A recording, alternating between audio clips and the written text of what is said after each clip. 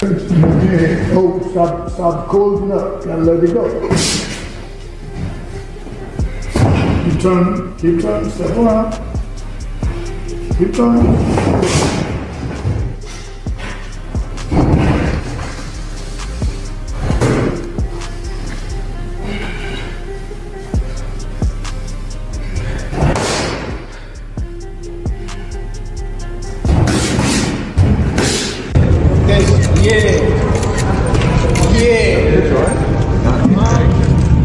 Tank all day, baby. Tank all day.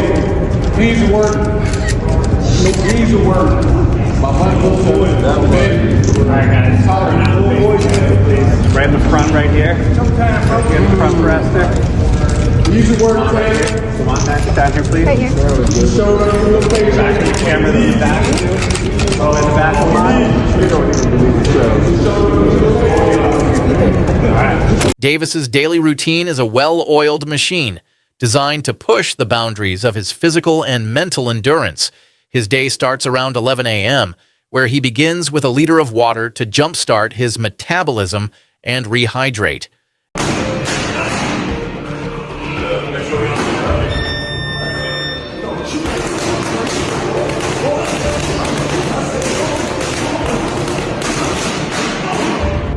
Yeah. Oh, stop closing up. Gotta let it go. Keep turning, step around. Keep turning.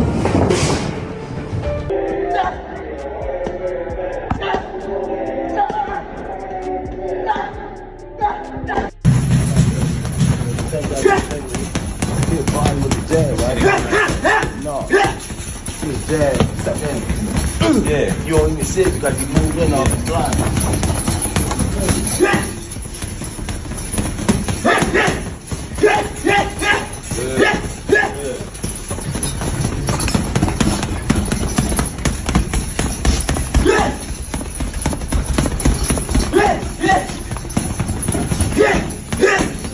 After that, he spends 15 minutes stretching and doing light yoga to enhance flexibility and prepare for the demands ahead. During this period, he ensures a distraction-free environment, focusing solely on what lies ahead. Next, Davis transitions to his boxing gym for skill-specific training. He begins with shadowboxing, dedicating 3 full rounds to perfecting his form, refining his footwork, and honing his technique. This is followed by a series of footwork drills aimed at improving his agility and balance, along with a 15-minute jump rope session to enhance cardiovascular endurance and coordination.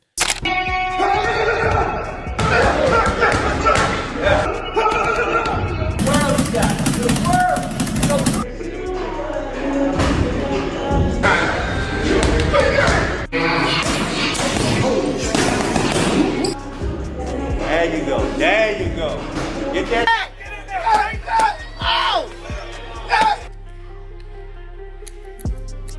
Good. Good.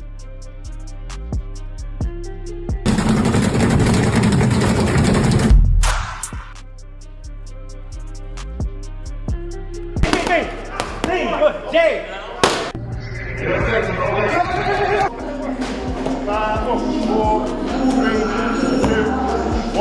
Like day one in the camp, I start running probably like, it's different times. I might don't feel like running in the morning. I might run at night. It all depends what fit you. Like, I run in the morning. If I don't, I'll run at night. Train probably like 2 or 3. If I want to do something again, I train at night. Or I run, and that'll be it. But when I'm in camp, I really don't go outside. Like, it's hard for me to go outside, so I just be in the gym and home. That's it. Like, I don't go nowhere. For real. Okay. So I do it for myself, but I do it for the people with me. My whole family is from DC. My whole family, like my entire family. Don't bring them. Don't bring them. For what? Don't bring them. I'm telling you. They gonna celebrate with me. Yeah. Don't bring them. It's gonna be a party on your floor. I'm gonna let y'all know something. His father was up here shaking on the what's the name? He was shaking on the Pops. On my kids, he was shaking on this thing. On my kids, he was shaking. Don't Never. say, bro. That's cap. As the intensity builds, Davis moves on to speed bag work, improving rhythm and timing. before engaging in double end bag exercises to sharpen his accuracy. Heavy bag rounds are incorporated to develop punching power, each lasting 3 minutes with a 1-minute rest interval to simulate actual fight conditions. This phase of training is crucial for building stamina and mental resilience, despite his rigorous schedule. But you specifically? Me? First of all, I get a camp house, out here. Like day one in the camp, I start running probably like, it's different times. I might don't feel like running in the morning. I might run at night, It all depends what fits you. Like, I run in the morning. If I don't, I run at night. Train probably like 2 or 3. If I want to do something again, I train at night. Or I run. And that'll be it. But when I'm in camp, I really don't go outside. Like, it's hard for me to go outside, so I just be in the gym and home. For a very, very big moment, what is your normal day-to-day like at this time of a camp? I'm also a night person, but I might go to sleep probably around like 3 to 4. Probably wake up probably like 11, get my run in, and then eat, probably lay back down, and then wake up probably like 6 or 7, get my night workout in. Damn, so you're doing 2-a-days at this point. Davis remains focused on both physical conditioning and mental clarity. In training camps, he becomes a creature of habit. He isolates himself, spending most of his time in the gym and at home, avoiding socializing or venturing outside. When I'm in camp, I'm not out here socializing. It's just gym, home, Davis says. This laser focus allows him to mentally prepare for every fight. But his dedication goes beyond just training. I hear a lot of boxers do weird things during camp. What? I've heard like Tyson Fury said he beats off 7 times a day. What? Because he wants to keep his like testosterone going. And then Marquez, when he was training to fight Floyd, he would drink his own pee. Do you have anything that you like to do during camp, like to help you get into that mode? Nah. Not like that. Nah, I think he probably be bull crapping. Like, You think so? yeah. He said it's like a scientific thing because like he feels like it gets his testosterone level and he can then carry that into the ring and like be the toughest version of himself. Man. Sex make you weak. No legs. Yeah, it make you That's weak. what I thought. Yeah. You have no legs after that. I don't He's know. crazy, bro. It makes it impressive. If he does actually do that and then Yeah. is the fighter that he is, that's impressive. He's freak nasty. That's some real freak shit. Hands before I go see Tank, I gotta get shots in my hands. Then I gotta make sure my hands is right because I don't dumb him down with his punches. I let him do it. You know what I'm saying? And he get to you alright? You alright? Yeah. It work. I just feel sorry for them guys that really pushed the button. Martin pushed the button. Y'all see how it went out.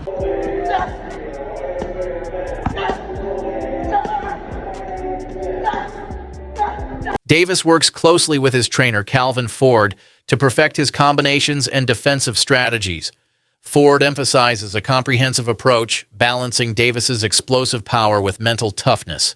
They conduct rigorous sparring sessions, strategize for each opponent, and focus on improving specific areas of weakness.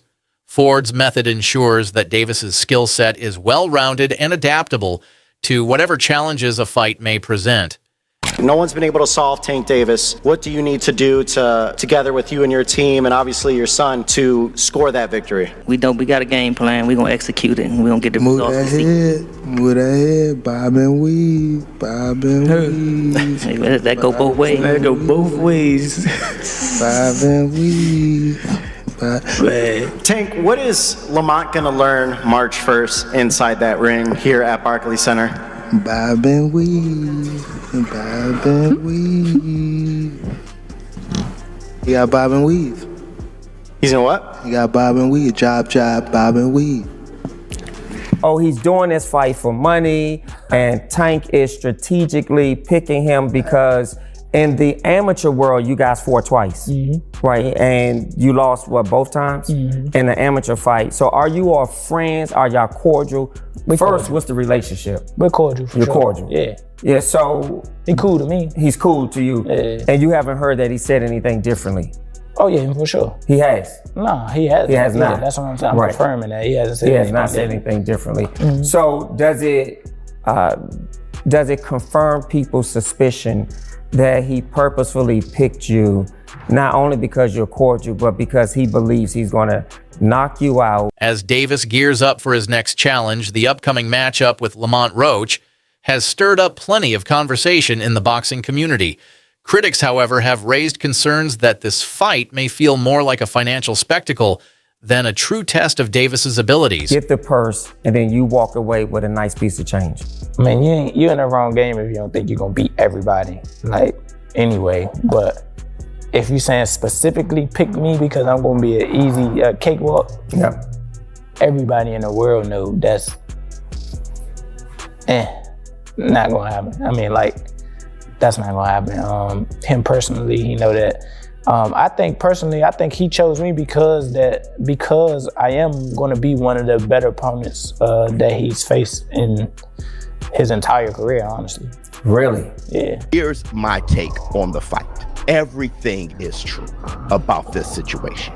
One, Gervonta Tank Davis was being ducked leading up to this. Shakur Stevenson ducked him. Lomachenko ducked him openly. El Rayo didn't want to fight this year. He wanted to fight next year. Another thing is, I was hearing that Tank wanted it at 135 and rehydration, all kind of shit. So, but I don't know how true that is, which it wouldn't shock me if that was true. Either way, for whatever reason, El Rayo fell apart. The options were just getting diabolical. All right, I understand that. At the same time, Lamont Roach versus Tank is trash. If Devin Haney announced he was fighting Lamont Roach coming up from 130 next at 135, I'll say that is trash. Let me tell you this. To me, Gervonta is far better than Devin Haney. So it's trash, bruh. It's trash. Roach is seen as an easier opponent, someone Davis can defeat without much difficulty. But Roach is confident and unfazed, stating that his background as a champion at 130 pounds makes him a formidable adversary for anyone. I've worked hard to get here, and I believe I'm one of the better opponents he'll face, Roach declares, adding that he is prepared to knock Davis out if the opportunity arises. His confidence isn't just for show. He's preparing himself to be a significant challenge for Davis, not just a stepping stone. Why was it so easy when he fought Frank Martin? Frank Martin was inexperienced and nervous. You know, it is what it is. It's going to be a different fight when I'm in there. He's going to be a different fighter when he's fighting me. What's your game plan? What was that? I'm always looking for a knockout. No matter what, I'm always prepared for 12 rounds. But I'm always looking for a knockout, and if I get the chance, I'm going to try to knock his head off. By evidence of what? Your record? Because you had to get, if I'm not mistaken, you had to get permission to be bumped up to that weight class of lightweight in order to fight, because you're in the what, range of 130? Yeah, I'm the champion at 130. You're the world champion at 130 and he's 135. Yeah, so aren't there other fighters he could have fought within an upper weight class like Canelo? I've heard a lot of people say, why isn't he fighting Canelo rather than Roach? What's up with that? They want that man to fight Canelo, man? They do. I don't know, that's I've crazy. heard a lot of people say that. That's crazy. On the other hand, some analysts have questioned the legitimacy of the fight. Boxing commentator Showbiz the Adult argues that Davis is being avoided by top fighters in the division, leading to a series of less competitive matchups. He suggests that instead of facing Roach, Davis could have opted for a higher profile fight with Canelo Alvarez, even though such a bout would be unrealistic given the size difference between the two fighters. You mentioned, obviously, the Lamont Roach fight with Gervonta. We don't know if that's happening 100% December or January, but how do you see that fight going? Do you feel confident giving a prediction on someone else's fight as opposed to your own? Me personally, no, because I don't know what Lamont Roach and his team are working on. I don't want to, down the man, because who knows, maybe he might shock the world. It's not on us to decide. I mean, boxing is a one-shot sport. Anything can happen. Nobody's invincible from getting knocked out. So, I mean, Tank better stay off Twitter. He better worry about his opponent. So, that's all I got to say. But in my opinion, Tank should win, but you never know. Stephen A. Smith, a prominent sports commentator, weighed in on the Gervonta Davis versus Lamont Roach fight, expressing his opinion that Roach might be at a disadvantage due to his size. Smith mentioned that Roach is too small for the fight and suggested that Davis, being a larger fighter, might have the upper hand. And lastly, Stephen A., last name I of course want to throw your way is Gervonta Davis. I know you believe in his skills. Yes, I do. But Yes, I do. what do you think of his fight with Roach? Oh, sorry, go ahead. I think Roach is too small. I think Roach is too small. And that's my issue. I'm not questioning the skill set or anything like that. But it was similar to Frank Martin.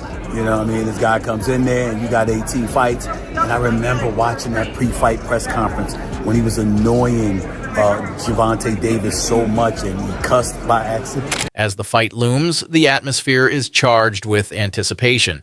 Whether it's a true challenge for Davis or just another stepping stone on his path to greatness, the stakes are high and fans are eager to see how the fight unfolds. Obviously, Tank isn't the biggest 135-pounder. Everybody fights is damn near bigger than him. I think the only person that was smaller than him was Pitbull. You know what I'm saying? Like, and that's just in height and stature. He was, technically bigger than Tank too. But Tank is comfortable at 135, so I don't blame him for fighting that way. But he's not a big 35. I don't see why people like, oh, you brought up a smaller guy, woo-de-woo, blah, blah, blah. I mean, like, to me personally, I'm not stunned that. You know what I'm saying? They're going to keep saying that. They're going to keep saying that. You know what I'm saying? I fight at 130 because that's what I campaigned at. That's why I started my career. That's where I campaigned. That's why I worked my way up to a world title.